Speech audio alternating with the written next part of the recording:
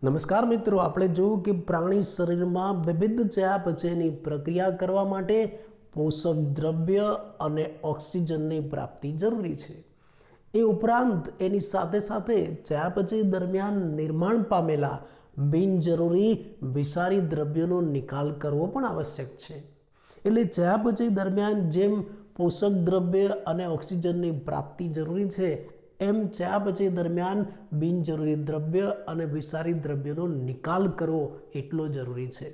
પ્રશ્ન એ થાય કે આપણા શરીરમાં કયા બિનજરૂરી અને વિષારી દ્રવ્યોનું નિર્માણ થતું હશે? આપણા શરીરમાં ચયાપચય દરમિયાન ammonia, urea, uric acid, carbon dioxide જેવા વિષારી દ્રવ્ય સર્જાય છે ને આ ઉપરાંત ઘણી વખત વધારાનું નકામો પાણીનો જથ્થો પણ આપણા શરીરમાં ચયાપચયના અંતે સર્જાય। ઘણી વખત કેટલાક વધારાના નકામા આયનો પણ આપણા શરીરમાં જોવા મળે છે, જેવા કે sodium, potassium, chlorine, phosphate, sulphate, આ બધાનું પ્રમાણ પણ ચયાપચયના અંતે આપણા શરીરમાં વધી જાય છે। આવા વધારાના બિનજરૂરી અને આવા વિષારી દ્રવ્ય જો આપણા શરીરમાં જમા રહે ને તો આપણા શરીરને નુકસાન થાય। એટલે આ બધા દ્રવ્યોનો તાત્કાલિક નિકાલ અથવા તો ઉત્સર્જન કરવું જરૂરી છે। પ્રશ્ન એમ થાય કે આ ઉત્સર્જન એટલે શું? આપણે આ વિષારી દ્રવ્ય અને શરીરમાં નિર્માણ પામેલ જે બિનજરૂરી દ્રવ્ય છે એનું આપણા શરીરની બહાર ઉત્સર્જન કરવું છે। પણ પહેલો પ્રશ્ન કે આ ઉત્સર્જન એટલે શું? તો ચાલો આપણે ઉત્સર્જનની વ્યાખ્યા આપીએ। જો વિશાળ અર્થમાં આપણે લઈએ ને તો ઉત્સર્જન એટલે શરીરમાં રહેલ ઉત્સર્ગ પદાર્થોને અલગ કરીને તેનો શરીરની બહાર યોગ્ય નિકાલ કરવાની પ્રક્રિયા। ફરી એકવાર, શરીરમાં રહેલ ઉત્સર્ગ પદાર્થોને છૂટા કરીને એટલે કે અલગ કરીને તેનો શરીરની બહાર નિકાલ કરવાની પ્રક્રિયા, જેને શું કહેવાય? ઉત્સર્જન। એટલે શરીરની અંદર જેટલા પણ ઉત્સર્ગ દ્રવ્યો જમા થઈ ગયા છે એ જ ઉત્સર્ગ દ્રવ્યોને ખેંચીને બહાર કાઢીને એને શરીરની બહાર નિકાલ કરવાની પ્રક્રિયાને ઉત્સર્જન કહેવાય। આ વિશાળ અર્થમાં ઉત્સર્જનની વ્યાખ્યા થઈ। પણ વ્યવહારિક દ્રષ્ટિએ આ વ્યાખ્યા થોડી બદલાઈ જાય છે। વ્યવહારિક દ્રષ્ટિએ આપણે એવું કહી શકીએ કે ભાઈ શરીરમાંથી બિનજરૂરી વિષારી નાઇટ્રોજનયુક્ત દ્રવ્યોનો નિકાલ કરવાની પ્રક્રિયા એટલે ઉત્સર્જન। શરીરમાંથી બિનજરૂરી વિષારી નાઇટ્રોજનયુક્ત દ્રવ્યોનો નિકાલ કરવાની પ્રક્રિયા એટલે ઉત્સર્જન। એટલે વ્યવહારિક દ્રષ્ટિએ જોવા જાવ તો ઉત્સર્જન એટલે શું? નાઇટ્રોજનયુક્ત આપણા શરીરમાં નિર્માણ પામેલ નાઇટ્રોજનયુક્ત વિષારી દ્રવ્યોનો નિકાલ। પ્રશ્ન એમ થાય કે કયા નાઇટ્રોજનયુક્ત દ્રવ્ય આપણા શરીરમાં નિર્માણ પામે છે? એમોનિયા, યુરિયા, યુરિક એસિડ, આ બધા નાઇટ્રોજનયુક્ત ઉત્સર્ગ દ્રવ્યો છે અને એ આપણા શરીરમાંથી નિકાલ પામે એ ક્રિયાને આપણે શું કહીશું? ઉત્સર્જન કહીશું। પણ હવે પહેલો પ્રશ્ન એમ થાય કે ભાઈ આપણા શરીરમાં આ બધા ઉત્સર્ગ દ્રવ્યોનું નિર્માણ કેવી રીતે થતું હશે? ચલો આપણે એને જોઈએ। આપણા શરીરમાં આ જે નાઇટ્રોજનયુક્ત ઉત્સર્ગ દ્રવ્યો છે એનું નિર્માણ પ્રોટીન અને ન્યુક્લિક એસિડના ચયાપચયથી થાય છે। દાખલા તરીકે આપણે ખોરાકમાં પ્રોટીન લઈએ છીએ અને પ્રોટીનનું તમે પાચન કરો તો શું બને? એમિનો એસિડ બને। એવી જ રીતે આ ન્યુક્લિક એસિડ છે એનો પણ ચયાપચયમાં ઉપયોગ થાય તો પણ શું બને છે? Amino acid. એટલે આ પ્રોટીન અને ન્યુક્લિક એસિડ જેવા જે નાઇટ્રોજનયુક્ત પદાર્થો છે એના ચયાપચયથી પહેલાં શું બને છે? Amino acid. પછી શું થાય? આ એમિનો એસિડ છે ને એ કોષોમાં જાય। આ જે એમિનો એસિડ છે એ કોષોમાં જાય અને કોષ આ એમિનો એસિડનો ઉપયોગ કરીને પ્રોટીન બનાવે। એટલે સૌથી પહેલાં આ જે એમિનો એસિડ બન્યું, પ્રોટીન અને ન્યુક્લિક એસિડના ચયાપચયથી જે એમિનો એસિડનું નિર્માણ થયું એ એમિનો એસિડ કોષમાં વપરાય છે પ્રોટીન બનાવવા માટે, જેને આપણે સ્વાંગીકરણ કહીએ છીએ। એટલે પહેલો ઉપયોગ આ એમિનો એસિડનો ક્યાં થવાનો? કોષમાં, સ્વાંગીકરણમાં, પ્રોટીન બનાવવા। પણ એવું જરૂરી નથી કે બધો જ એમિનો એસિડ પ્રોટીન બનાવવામાં વપરાય। કેટલોક વધારાનો વપરાય વગરનો એમિનો એસિડ બાકી રહેશે। વધારાનો એમિનો એસિડ એમને પડ્યો રહે છે કે જે આ કોષમાં નથી વપરાતો. તો આ જે વધારાનો એમિનો એસિડ છે એનું શું થાય? આ વધારાનો જે એમિનો એસિડ છે ને એનું કાં તો ઓક્સિડેશન થાય અથવા તો પછી એ અન્ય કાર્બનિક સંયોજનોમાં ફેરવાય. આ વધારાનો એમિનો એસિડ, જ્યારે આ વધારાનો એમિનો એસિડ કાં તો ઓક્સિડેશન પામે અથવા તો અન્ય કાર્બનિક સંયોજનોમાં ફેરવાય ત્યારે એના બંધારણમાંથી NH2 સમૂહ છૂટો પડે છે. અને આ જે NH2 સમૂહ છૂટો પડ્યો ને એની સાથે તરત જ H જોડાય છે અને પરિણામે શાનું નિર્માણ થાય છે? NH3 એટલે કે એમોનિયાનું નિર્માણ થાય. આમ દરેક પ્રાણીમાં ચયાપચયના અંતે સૌ પ્રથમ એમોનિયા બને છે. એટલે આપણે એમ કહી શકીએ કે પ્રાણીઓમાં ચયાપચયના અંતે સૌ પ્રથમ નિર્માણ પામેલ ઉત્સર્ગ દ્રવ્ય કયું? એમોનિયા. MCQમાં તમને પૂછાય. દરેક પ્રાણીમાં કોઈ પણ પ્રાણી તમે લઈ લો, એમાં ચયાપચયના અંતે સૌથી પહેલાં કયું ઉત્સર્ગ દ્રવ્ય નિર્માણ પામે? એમોનિયા. અને આ એમોનિયા અત્યંત વિષારી છે, ખૂબ જ ઝેરી. એનો તાત્કાલિક નિકાલ કરવો પડે, નહીતર પ્રાણી મરી જાય. એટલે કેટલાક પ્રાણીઓ એવા છે કે આ એમોનિયાનો તાત્કાલિક નિકાલ કરે છે, પણ તમારે આ એમોનિયાનો શરીરમાંથી નિકાલ કરવો હોય ને તો મોટા જથ્થામાં પાણી જોઈએ. એટલે આ એમોનિયાનો નિકાલ કોણ કરી શકશે? જેની પાસે મોટા જથ્થામાં પાણી છે. જે જલજ પ્રાણીઓ છે, આવા માછલી જેવા, એટલે માછલી જેવા કેટલાક જલજ પ્રાણીઓ છે આ એમોનિયાનો જ તાત્કાલિક નિકાલ કરી દે છે. જે પ્રાણીઓ એમોનિયા સ્વરૂપે ઉત્સર્જન કરે છે એને એમોનિયા ત્યાગી કહેવાય. પણ આ તો પાણી જોઈએ. એમોનિયાનો ત્યાગ કરવો હોય તો મોટા જથ્થામાં પાણી જોઈએ. દરેક પાસે નથી હોતું. આપણી પાસે છે? નથી. આપણે પાણીમાં નથી રહેતા, આપણે જમીન ઉપર રહીએ છીએ. કેટલાક તો શુષ્ક વસવાટમાં રહે. તો આવા પ્રાણીઓ શું કરશે? જે પ્રાણીઓ સ્થળજ હોય અથવા તો શુષ્ક વસવાટમાં રહેતા હોય એ એમોનિયાનો ડાયરેક્ટ ત્યાગ ન કરી શકે. એ શું કરશે? એ કાં તો આ એમોનિયાને યુરિયામાં ફેરવે અથવા તો પછી આ એમોનિયાને યુરિક એસિડમાં ફેરવે છે, પછી એનો ત્યાગ કરે છે. જે પ્રાણીઓ યુરિયાનું નિર્માણ કરીને એમોનિયાનો ત્યાગ કરે, આપણે એવું કરીએ છીએ, એને આપણે યુરિયા ત્યાગી કહીશું. અને જે પ્રાણીઓ યુરિક એસિડ બનાવીને ઉત્સર્જન કરે, દાખલા તરીકે પક્ષીઓ, એને યુરિક એસિડ ત્યાગી કહીશું. એટલે આમ ઉત્સર્જનની દ્રષ્ટિએ પ્રાણી સૃષ્ટિમાં મુખ્ય 3 પ્રકારના પ્રાણીઓ જોવા મળે છે: એમોનિયા ત્યાગી, યુરિયા ત્યાગી અને યુરિક એસિડ ત્યાગી. એમોનિયા ત્યાગી એને ઇંગ્લિશમાં એમોનોટેલિઝમ કહેવાય.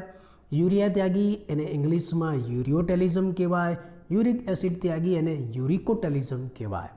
આ ઇંગ્લિશ નામ પણ તમે યાદ રાખજો, કેમ કે MCQમાં ઘણી બધી જગ્યાએ પરીક્ષામાં આવા ઇંગ્લિશ નામ તમને પૂછાતા હોય છે, એટલે એને ખાસ યાદ રાખજો. ફરી એક વખત, એમોનિયા ત્યાગી એટલે એમોનોટેલિઝમ, યુરિયા ત્યાગી યુરિયોટેલિઝમ, યુરિક એસિડ ત્યાગી યુરિકોટેલિઝમ એવું એને કહેવાશે.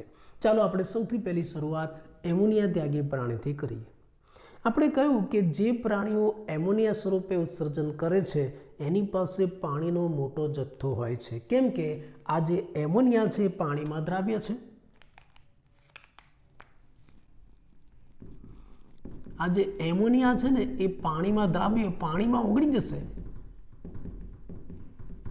એમોનિયા પાણીમાં ઓગળી જશે, પાણીમાં દ્રાવ્ય છે અને પાણીની સાથે સાથે જ સામાન્ય પ્રસરણની ક્રિયાથી શરીરની બહાર નીકળી જશે.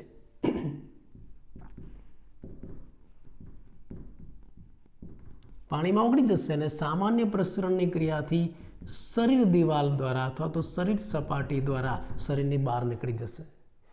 સામાન્ય પ્રસરણની ક્રિયાથી એ પ્રાણીની શરીર સપાટી દ્વારા બહાર નીકળી જશે. માન લો કે મત્સ્ય, માછલી જેવા પ્રાણીઓ હોય ને તો ઝાલર દ્વારા બહાર નીકળી જશે,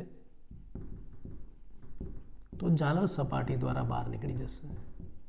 એટલે આ જે પ્રાણીઓ છે ને એમાં ઉત્સર્જન કરવા માટે મૂત્રપિંડ જેવા અંગોની જરૂર નહીં પડે. ડાયરેક્ટ સપાટી દ્વારા જ, કાં તો શરીર સપાટી દ્વારા અથવા તો ઝાલર સપાટી દ્વારા સામાન્ય પ્રસરણની ક્રિયાથી આ એમોનિયા બહાર નીકળી જશે. સામાન્ય પ્રસરણની ક્રિયાથી આ ઉત્સર્જન થાય છે એટલે આમાં શક્તિ વપરાતી નથી. સમજાયું? સામાન્ય પ્રસરણની ક્રિયાથી શરીર સપાટી દ્વારા અથવા તો જાલજ સપાટી દ્વારા એમોનિયા બહાર નીકળી જાય છે, એટલે આમાં શક્તિ લગભગ નથી વપરાતી. અને આ એમોનિયા ત્યાગી પ્રાણીઓ એટલે જ જલજ હોય છે, બધા પાણીમાં રહેતા હોય છે. ઉદાહરણ તરીકે જલજ અપૃષ્ઠવંશીઓ, જેમાં જલજ કીટકોનો પણ સમાવેશ થાય, અસ્થિમત્સ્યો, ઉભયજીવીના ટેડપોલ અથવા તો જલજ ઉભયજીવી અને મગર જેવા પ્રાણીઓનો સમાવેશ એમોનિયા ત્યાગીમાં થાય એવું આપણે કહી શકીએ. તો પહેલાં એમોનિયા ત્યાગી પ્રાણીઓ જે એમોનિયાનો જ ડાયરેક્ટ ઉત્સર્જન કરે છે, અને એને એમોનિયાનું ઉત્સર્જન કરવું હોય તો મોટા જથ્થામાં પાણી જોઈએ, એટલે આ પ્રાણીઓ ક્યાં વસે છે? પાણીમાં. જલજ છે બધા. આ એમોનિયા પાણીમાં ઓગળી જશે અને સામાન્ય પ્રસરણની ક્રિયાથી ડાયરેક્ટ શરીર સપાટી દ્વારા અથવા તો જાલજ સપાટી દ્વારા બહાર નીકળી જશે. આમાં મૂત્રપિંડની જરૂર નહીં પડે. આ એમોનિયા છે ને એ એના નિર્માણમાં શક્તિ નથી વપરાતી, સામાન્ય પ્રસરણથી જ બહાર નીકળી જાય, એટલે ઉત્સર્જનમાં શક્તિ નહીં વપરાય. ઉદાહરણ તરીકે જલજ અપૃષ્ઠવંશીઓ, અસ્થિમત્સ્ય, ઉભયજીવીના ટેડપોલ અને મગર એ એમોનિયા ત્યાગી છે. ચલો બીજો પ્રકાર આપણે જોઈએ યુરિયા ત્યાગી. આ જે યુરિયા ત્યાગી પ્રાણીઓ છે ને એ બધા જ સ્થળજ છે, જમીન ઉપર રહે છે. સ્થળજ છે, જમીન ઉપર, એટલે સ્વાભાવિક એની પાસે પાણીની અછત, એટલે એમોનિયાનો ડાયરેક્ટ ત્યાગ નહીં કરી શકે. એટલે આ પ્રાણીઓ શું કરે છે? પહેલાં યકૃતની અંદર એમોનિયાને યુરિયામાં ફેરવે છે. બે એમોનિયાના અણુ છે એની સાથે કાર્બન ડાયોક્સાઇડ જોડાઈ જાય અને યકૃતમાં શું બને છે? યુરિયા. યકૃતમાં આ જે યુરિયાના નિર્માણની પ્રક્રિયા છે એને ઓર્નિથાઇન ચક્ર કહેવાય છે. એમસીક્યુમાં પણ તમને પૂછાય. અને વૈજ્ઞાનિકના નામ ઉપરથી એને ક્રેબ્સ એન્સલેટ સાયકલ પણ કહેવાય છે. ક્રેબ્સ એન્સલેટ ચક્ર એવું એને કહેવાશે.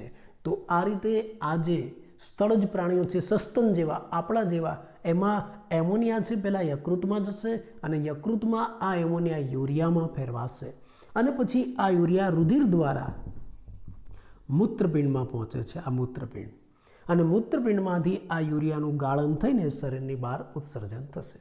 પણ એક અગત્યની બાબત, મૂત્રપિંડમાંથી બધો જ યુરિયા બહાર નથી નીકળી જતું. કેટલોક યુરિયા છે એ મૂત્રપિંડમાં જમા રહે છે, મૂત્રપિંડ મજ્જકમાં જમા રહે છે. કેમ? આશ્રુતિ સંકેન્દ્રની જાળવણી માટે. આમ તો ઉત્સર્જનમાં ઉત્સર્ગ દ્રવ્યો શરીરની બહાર સંપૂર્ણ નિકાલ પામવા જોઈએ, પણ સસ્તન જેવા પ્રાણીઓ છે એમાં મૂત્રપિંડમાંથી બધો જ યુરિયા બહાર નથી નીકળી જતો. કેટલોક યુરિયા છે એ મૂત્રપિંડ મજ્જકમાં જમા રહે છે. કેમ? આશ્રુતિ સંકેન્દ્રની જાળવણી માટે. અને આવા યુરિયા ત્યાગી પ્રાણીઓની અંદર સસ્તન, પુખ્ત ઉભયજીવી અને કાસ્તી મત્સ્યોનો સમાવેશ થાય છે.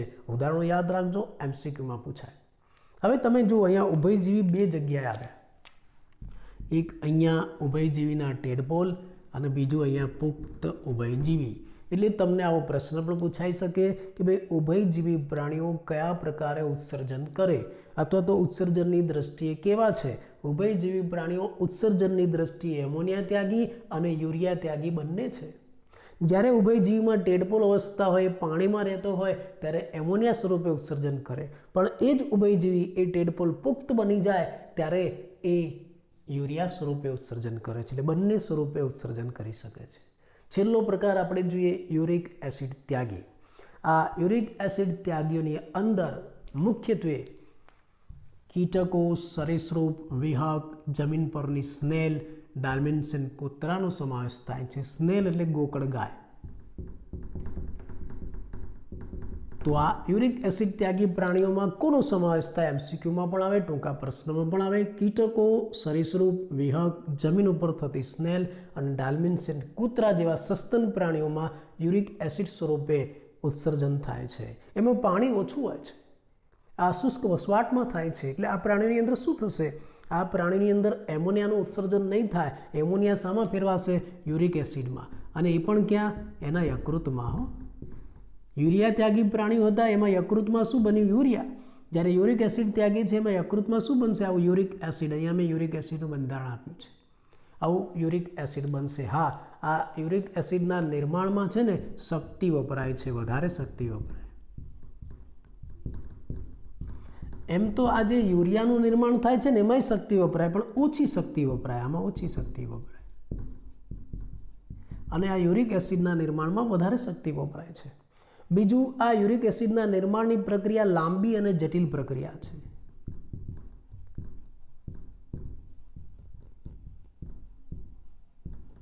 લાંબી અને જટિલ પ્રક્રિયા છે ને છતાં આ જે યુરિક એસિડ બને છે ને એ લગભગ વિષારી નથી, નહિવત વિષારી.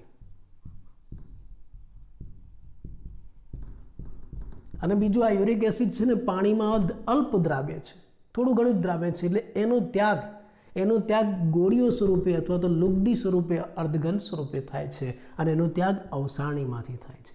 હા, આ જે યુરિયાનો ત્યાગ થાય છે ને એ સાંદ્ર મૂત્ર સ્વરૂપે થાય.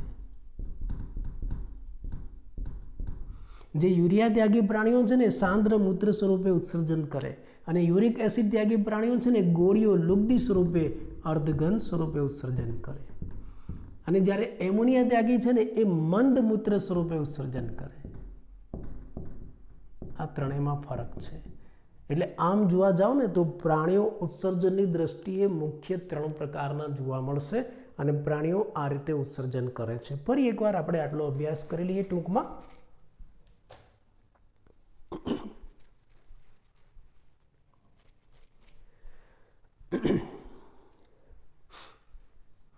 જો આપણે જોયું કે આપણે પ્રાણી જ્યારે ચયાપચય કરે છે ત્યારે ચયાપચય કરવા માટે, શક્તિ મેળવવા માટે એને પોષક દ્રવ્ય અને ઓક્સિજનની જરૂર પડે.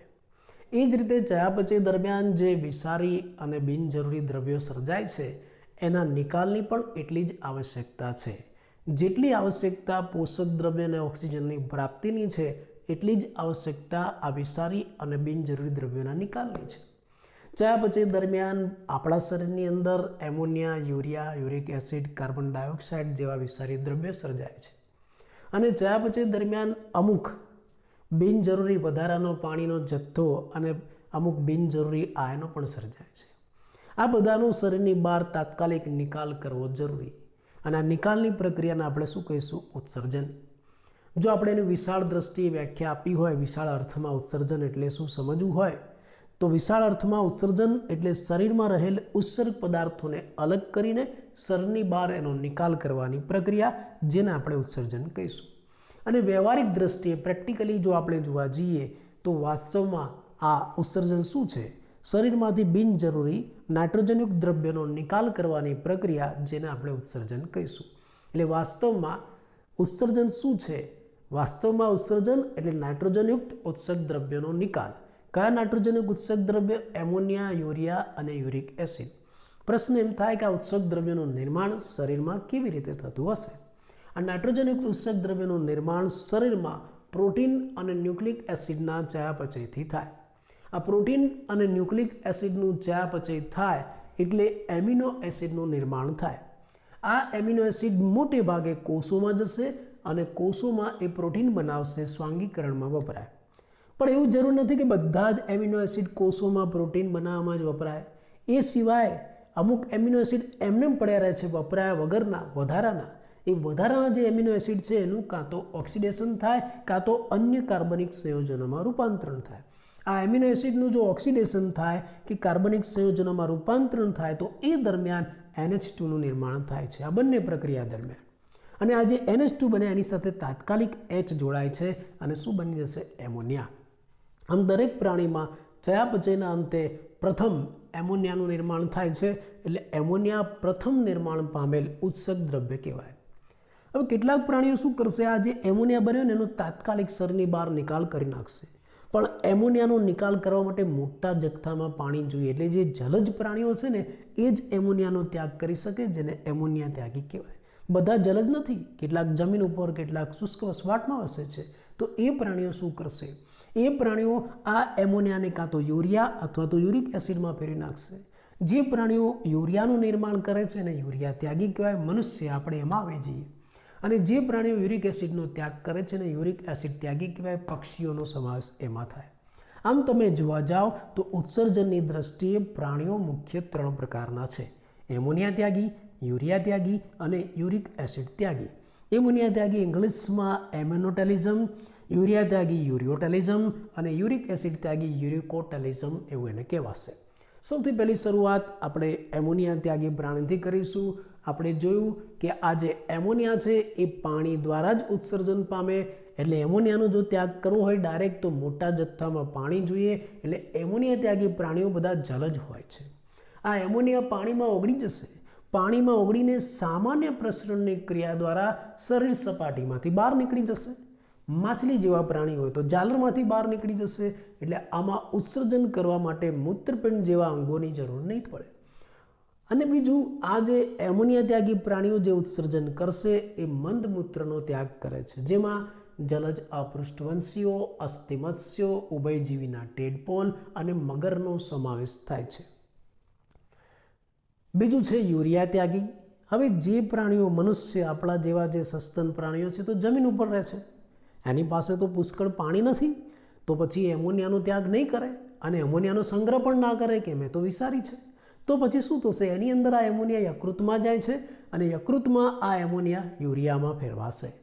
યકૃતમાં એમોનિયામાંથી યુરિયાના નિર્માણની જે પ્રક્રિયા છે એને ઓર્નિથાઇન ચક્ર કહેવાય છે. એને વૈજ્ઞાનિકના નામ ઉપરથી ક્રેબ્સ હેન્સલેટ ચક્ર પણ કહેવાય છે. આ જે યુરિયા નિર્માણની પ્રક્રિયા છે એમાં થોડી ઘણી શક્તિ વપરાય છે અને આ જે યુરિયા બને છે ને એ આ એમોનિયા કરતો ઓછો વિસારી છે. આ યુરિયા પછી રુધિરમાં આવશે યકૃતમાંથી, રુધિર એને મૂત્રપિંડમાં લઈ જશે, મૂત્રપિંડમાંથી આ યુરિયા ગળાઈ જશે અને એનું ઉત્સર્જન થઈ જશે. જોકે મૂત્રપિંડમાંથી બધો જ યુરિયા બહાર નથી નીકળી જતો. કેટલોક યુરિયા મૂત્રપિંડ મજ્જકમાં એમનેમ જમા રહે છે. કેમ? આશ્રુતિ સંકેન્દ્રણની જાળવણી માટે. આવા યુરિયા ત્યાગી પ્રાણીઓમાં સસ્તન, પુખ્ત, ઉભયજીવી અને કાસ્તી મત્સ્યનો સમાવેશ થાય છે. ચલો આપણે યુરિક એસિડ ત્યાગીની વાત કરીએ. આ પ્રાણીઓ શુષ્ક વસવાટમાં વસે છે, જેમાં કીટકો, સરીસૃપ, વિહગ, જમીન પરની સ્નેલ અને ડાલ્મેન્સિયન કૂતરાનો સમાવેશ થાય. તમે જો સરીસૃપ પ્રાણી છે એ યુરિક એસિડનો ત્યાગ કરે. હવે તમે અહીંયા એમોનિયા ત્યાગીમાં ઉદાહરણ જુઓ, મગર. મગર કેવું છે? સરીસૃપ છે. તો આ શું છે? આ પણ એક અપવાદ છે. એમસીક્યુમાં તમને પૂછાય કે મગર ઉત્સર્જનની દ્રષ્ટિએ કેવું છે? એમોનિયા ત્યાગી, યુરિયા ત્યાગી, યુરિક એસિડ ત્યાગી કેવું છે? તો મગર ઉત્સર્જનની દ્રષ્ટિએ એમોનિયા ત્યાગી અને યુરિક એસિડ ત્યાગી બંને છે. ઉભયજીવી જેવું, જેમ ઉભયજીવી ઉત્સર્જનની દ્રષ્ટિએ બંને પ્રકારનું છે. ઉભયજીવી ઉત્સર્જનની દ્રષ્ટિએ એમોનિયા ત્યાગી છે, એના ટેડપોલ એમોનિયા ત્યાગી, અને પુખ્ત કેવું છે?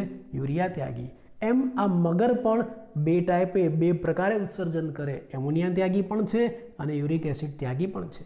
મગર જ્યારે પાણીમાં હોય ને ત્યારે એમોનિયા ત્યાગી, અને મગર જ્યારે પાણીની બહાર જમીન ઉપર હોય ને ત્યારે યુરિક એસિડ ત્યાગી. યાદ રાખજો, આવું એમસીક્યુમાં આવે. તો આ બધા પ્રાણીઓ યુરિક એસિડ ત્યાગી છે. એ પણ એમોનિયાનો ત્યાગ નહીં કરી શકે કેમ કે એની પાસે મોટા જથ્થામાં પાણી નથી. તો હવે શું થશે? આ જે યુરિક એસિડ ત્યાગી પ્રાણીઓ છે ને એમાં પણ એમોનિયા યકૃતમાં જશે અને યકૃતમાં આ એમોનિયાનું રૂપાંતરણ યુરિક એસિડમાં થશે. આ યુરિક એસિડનું બંધારણ. આ યુરિક એસિડના નિર્માણમાં વધારે શક્તિ વપરાય છે અને આ યુરિક એસિડના નિર્માણની પ્રક્રિયા ખૂબ જ લાંબી અને જટિલ પ્રક્રિયા છે. પણ આ પ્રક્રિયાના અંતે જે યુરિક એસિડ બન્યો ને એ ઓછો વિસારી છે અને પાણીમાં અલ્પ દ્રાવ્ય છે, એટલે પાણી દ્વારા એનું ઉત્સર્જન નહીં થાય. એનું ઉત્સર્જન તો ગોળીઓ અને લુગદી સ્વરૂપે થાય છે, અર્ધઘન સ્વરૂપે, અને એ પણ કોના દ્વારા? અવસાણીમાંથી થશે. તો અહીંયા આપણે એમોનિયા, યુરિયા અને યુરિક એસિડ ત્યાગી પ્રાણીઓનો અભ્યાસ પૂરો કર્યો.